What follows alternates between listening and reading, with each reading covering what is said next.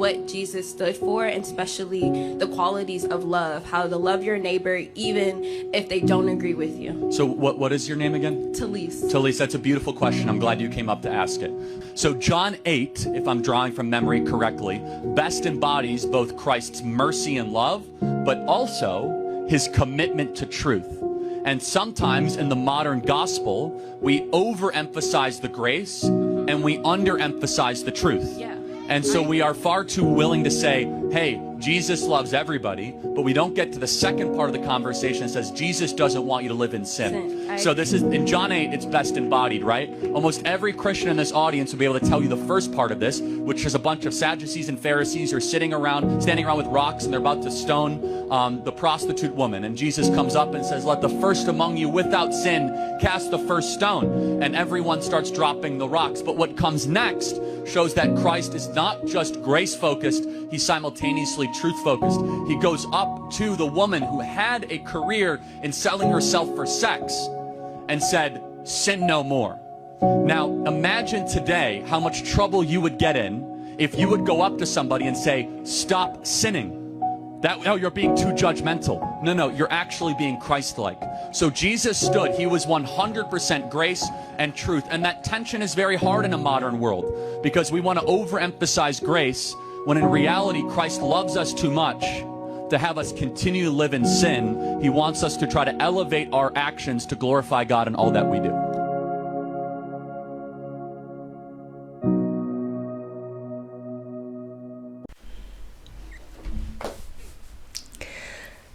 I was going to create this video yesterday, but to be honest, I had to take a step back and just take some time to process what has happened. So today I would like to take a moment to honor a really great human being, someone whose faith, courage, and dedication touched countless lives. Charlie Kirk wasn't just a leader, he was an inspiration, and his passing has left a void that words can hardly fill. So today we're going to pause from our usual prepping tips to remember someone extraordinary, a man of faith, a builder of community, a spark who inspired countless others. I got to be honest, I never imagined that I would be this deeply impacted over the passing of a public figure. The world has lost a good human being. The tragedy of his sudden passing, what has happened, he's left behind a wife and 2 children. This reminds us how fragile life is and how precious his impact was. So though his passing leaves silence in our circle, the lessons from his life echo louder than ever, and that is to act with purpose, to face challenges bravely, which he did, and to lift others up.